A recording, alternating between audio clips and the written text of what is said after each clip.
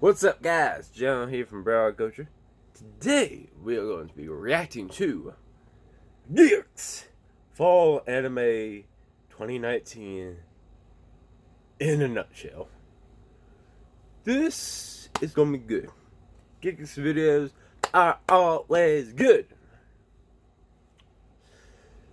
I believe I did react to the Summer in a Nutshell video on the channel before, so I will put that in the eye above my head. It's either one of these corners. I don't know. I'm sorry, I don't know. But I will put it in the eye above my head for you all to go and react to that one. Or watch that one. See my reaction, I guess. I don't know. But this is the first time I'm seeing this, so I will be laughing a hell of a lot. Yeah. That said, time to get this started. Video is sponsored by Epic Games. Yes, from the creators of Fortnite comes a new free-to-play RPG, Battle Breakers, which is available to download in a link below on PC, iOS, and Android. Battle Breakers is a hero collector turn-based action RPG that was built as a passion project by a small team at Epic, and it really feels heavily inspired from the old nostalgic Saturday morning cartoons you'd find in the 80s and 90s. Okay, Boomer! That's not Boomer, that's not even close to Boomer. Are you serious? Okay, Boomer. Why do I bother? Assemble the perfect team from hundreds of heroes you can collect in order to save the kingdom and take back your planet from the numerous monsters that stand in your way. You can choose your hero team for a variety of different reasons, from the abundance of really cool designs to their special attacks, team synergy, or, most importantly, because they fight through numerous boss battles to explore over 1,000 dungeons across volcanoes, forests, glaciers, and more. And this game is also cross-platform, so you can take your game progress seamlessly across PC and mobile. If you'd like to give it a go, click the link below to download it on PC, iOS, or Android. Again, thank you to Epic Games for sponsoring this video, as we now get to talk about some seasonal anime.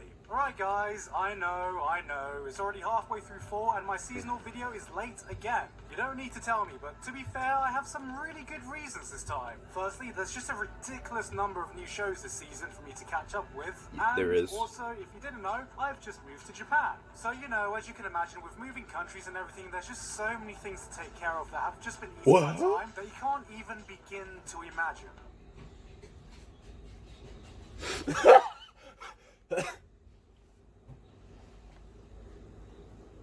Sydney, clear out my schedule for the next week.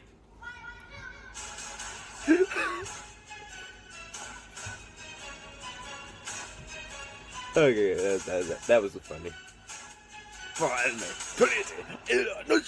Okay. Right, ground zero. Ground order.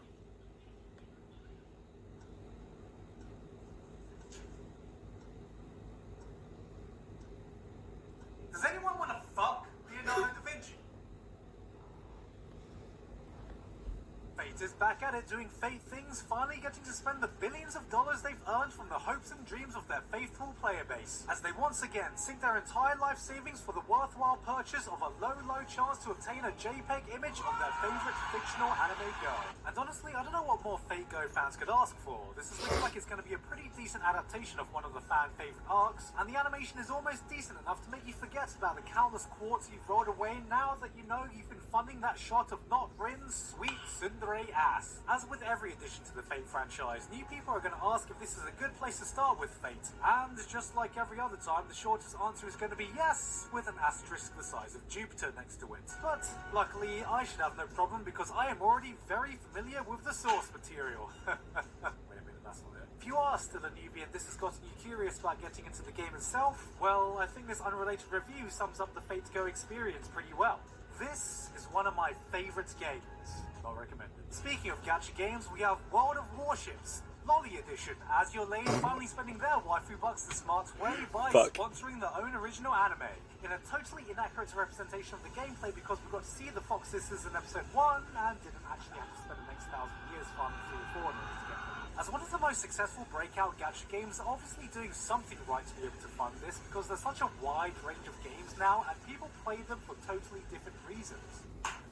Hey, Gar, what do you want for dinner? So you know what? I can only imagine what the creators behind the game can say about the secret to their success. We have so many degenerates here. No? Alright, so getting to the meat of the season chart, Meat there's of a lot potatoes. of shows this season. Like, a lot. And there's a lot of sequels this season. Like, a lot. It looks like a lot of the new high-profile sequels are dominating the top of the chart, but it also looks like there's some fan favorites coming back too. But if you were watching them before, you probably know if you're going to be watching them now. And with so many new shows, I don't really want to waste your time going over the same repetitive points you've heard before about stuff you're probably tired of hearing by now. So anyway, here's a bunch of new isekai. I guess I just don't have the strength to eat anything quite yet.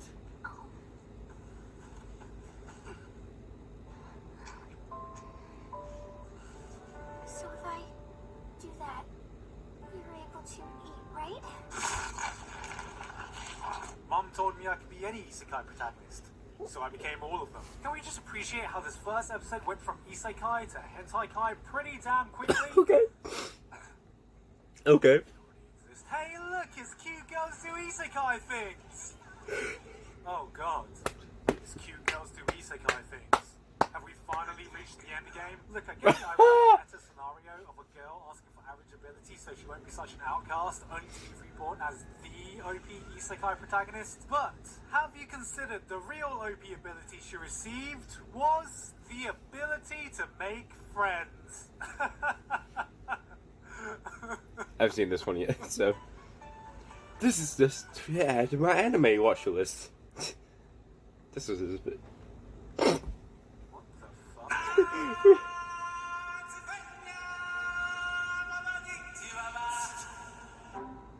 Oh crap.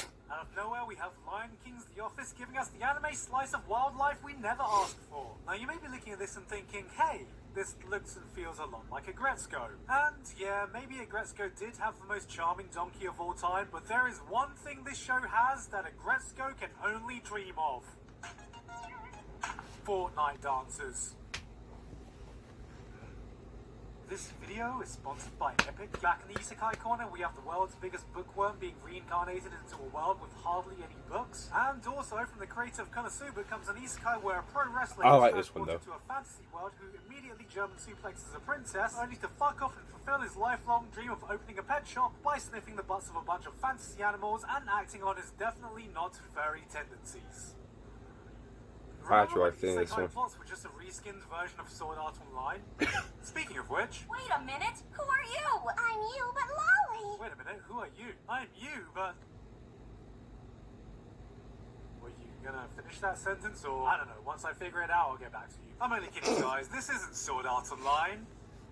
It's Sword Art Online 3 Houses. I can't lie to you guys. This looks like it's gonna be one of the most generic, cliche, trashy, light novel junk food shows of the season.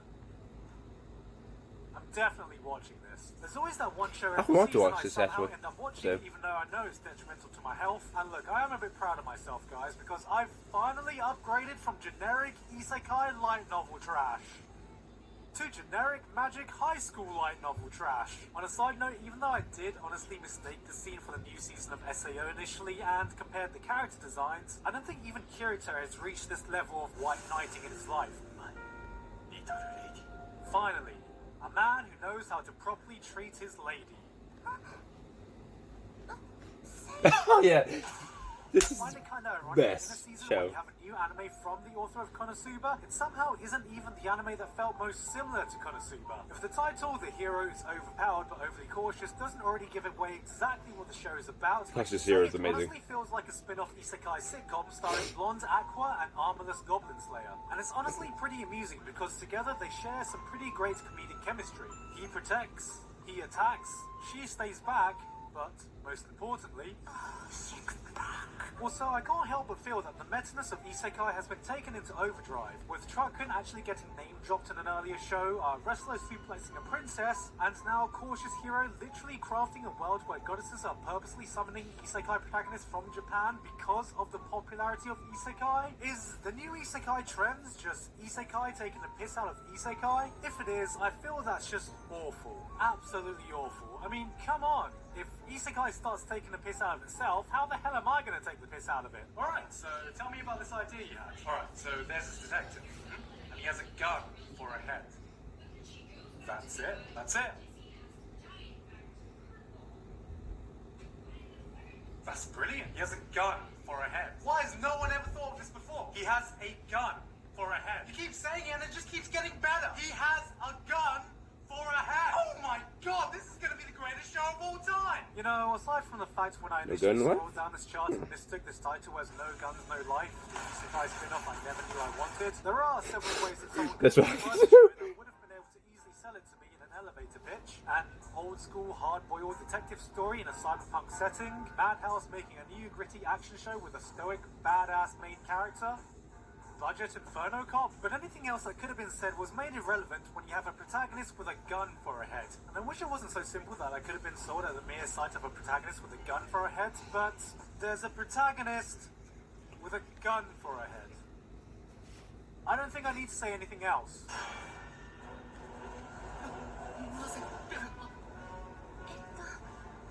Wait a minute, isn't this music?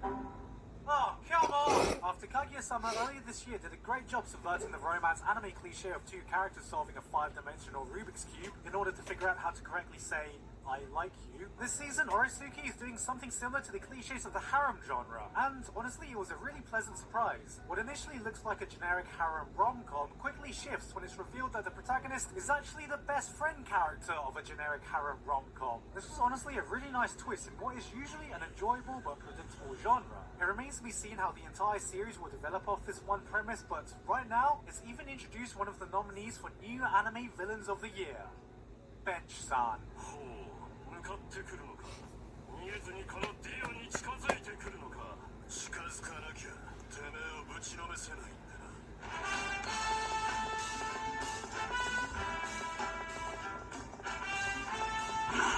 Once again, I want to give a shout out to some sports anime many people are going to sleep on merely for the fact that they are sports anime. Firstly, Ahiru no Soda is giving us a new basketball anime that is far more reminiscent to the down-to-earth classic slam dunk basketball story. And then we have another tennis anime in Hoshai no Soda giving us two very promising new sports anime. These are two sports dramas that are about a group of club members finding their passion in the sport when they had none, and seems to focus more on how that helps them cope with real-life issues than the usual sports anime formula of building a team, entering a season-long tournament arc, and winning something before the senpais graduate. Hoshai no Sora, especially as one of the few anime original shows, has been one of the most impressive shows for me this season, and being criminally underwatched. Just remember that you should go into this thinking this is more like a high school drama with some tennis in it, because you'll suffer from a bit of emotional whiplash if you come into it with the same mentality of your usual sports anime, like, oh hey, a tennis anime. その言葉遣いは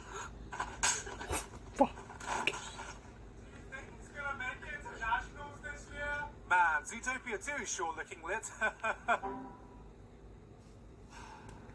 If there was an award for surprise of the season for me, this was definitely it. I came into this completely blind, and like many people, I took one look at it and thought, what the fuck is this? Furry Converter 9000? Beastars takes place in a world of anthropomorphic animals, and while that may sound like a cheap gimmick, the show uses this to craft a believable world where the same kind of social stigmas you see in our world exist. You have discrimination between species, class divides, bullying. It was a very clever way to highlight similar dynamics we see in our world, and despite this being a show about sentient animals, it has some of the most grounded characters you can find all year, which all gives a nice backdrop for a surprisingly dark and mature tale. Now to address the elephant in the room. Yes, this is a 3D anime, but it comes from the same studio that gave us this.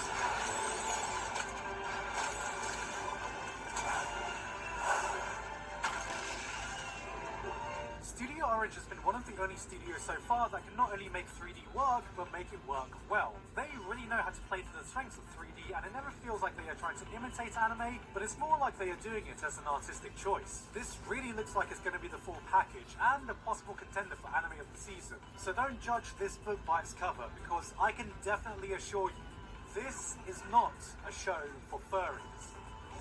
At all. Are you sure about that? Got him. I'm not sure about that. Enjoyed that video. Again, thank you to Epic Games for sponsoring me today. If you'd like to try out Battle Breakers, you can click the link in the description to download it on PC or mobile. And with that said, thank you very much to Axel Chloris, Walto, Supreme Saiyan, Nicholas Tatum, Mike Elfin, Sisters10086, and everyone else on Patreon for supporting me this month and helping me through my move to Japan. And yes, if you did miss my last video, I have moved to Japan, and as you can see, I've been using it to my full advantage. On a serious note though, I am pretty excited for this move. I didn't really get to explain it in the last video, but a big reason why I wanted to move to Japan, aside from me being a big fucking weeb, is that I wanted to explore new kinds of content, which you will hopefully see in the coming year, because next month I'm going to be busy with anime in 2019, which again, it's probably going to take up my entire month. Anyway though, that's it from me. I've been Gigguk, and I will see you all next time. That was my reaction to Gigguk's Fall Anime 2019 in a nutshell. Ain't gonna lie, it's not as funny as some of his other ones. Some of his older ones were a bit funnier. There was, don't get me wrong, there was a bunch of funny shit that was in there, but like, let's think about it. This funny. Anyways, that was my reaction to it. Be sure you give this video a like if you liked it. Comment down below what I should react to next. Be sure to give us a subscribe and share the video to spread the word. We're trying to build this channel as much as we can. Till next time, I'll be seeing you.